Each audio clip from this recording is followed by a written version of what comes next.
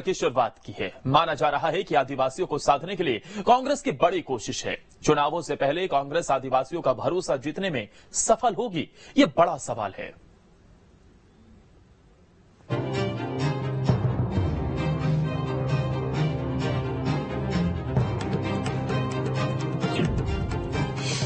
कांग्रेस की आदिवासी स्वाभिमान यात्रा की शुरुआत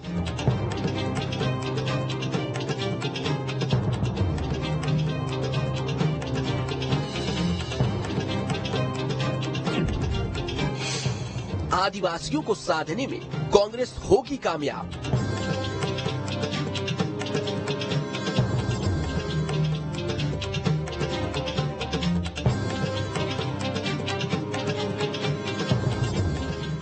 मध्य प्रदेश में इस बार आदिवासी वर्ग को साधने के लिए सबसे ज्यादा कोशिश हो रही है। सीधी कांड के बाद कांग्रेस खुद को आदिवासी हितैषी बता रही है और अब कांग्रेस ने सीधी से आदिवासी स्वाभिमान यात्रा की शुरुआत की है। इस यात्रा के जरिए माना जा रहा है आदिवासियों को साधने का प्लान है।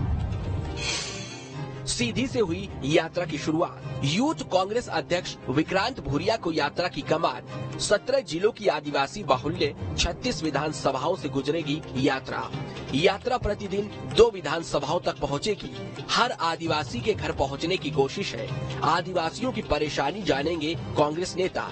इस दौरान कांग्रेस पार्टी ट्राइबल मैनिफेस्टो तैयार करेगी, जिसमें आदिवासियों से जुड़े मुद्दे शामिल होंगे। 20 दिनों तक चलेगी यात्रा। 7 अगस्त को झाबुआ में होगा समापन। यात्रा के जरिए बीजेपी को घेरने की कोशिश होगी। वहीं माना जा रहा है कि कांग्रेस की आदिवासी स्वाभिमान यात्रा के समापन के बाद राहुल गांधी भी शहडोल के ब्योहारी आ सकते हैं। फिलहाल इस यात्रा के जरिए कांग्रेस की कोशिश आदिवासी वर्ग को साधने की है।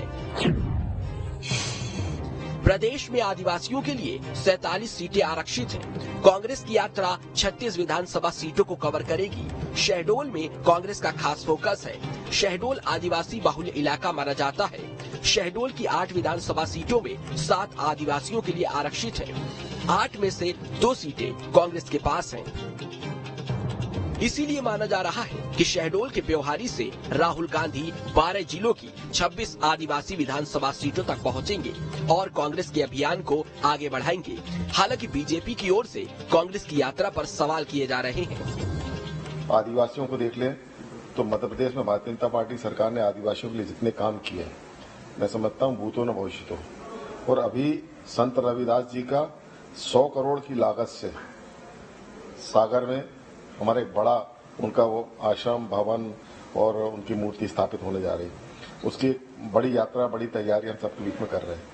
तो चाहे अनुसूचित जाति की बात हो, चाहे अनुसूचित जनजाति की बात हो, आदिवासियों की बात हो, पिछड़े वर्ग की बात हो, मुझे लगता है कि भारतीय जनता पार्टी जिस विचारधारा को लेकर काम करने, जो आइडियोलॉजी है हमारी, कि समाज के प्रत्येक वर्ग की चिंता हम करना। आजादी के बाद से लेकर आज दिन तक कांग्रेस पार्टी ने आदिवासी समाज के समृद्ध अधिकारों के लिए लड़ाई लड़ी, उनके लिए काम किया है। हम भारतीय जनता पार्टी नहीं है कि चुनाव को देखते हुए आदिवासी प्रेम जिस तरीके से उनके मन में उमड़ने लगता है, वैसा हम लोगों के मन में है।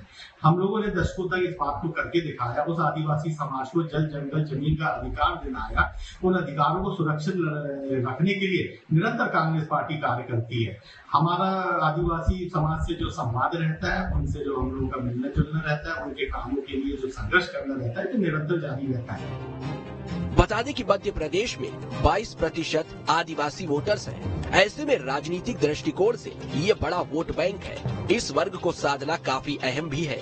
बीजेपी और कांग्रेस दोनों ही इसे साधने की कोशिश में है। मध्य प्रदेश में 45 सीट रिजर्व हैं अनुसूचित जनजाति के लिए और उसमें से लगभग 17 जिलों में 33 सीटों को कवर करने का उनका अभी इरादा है।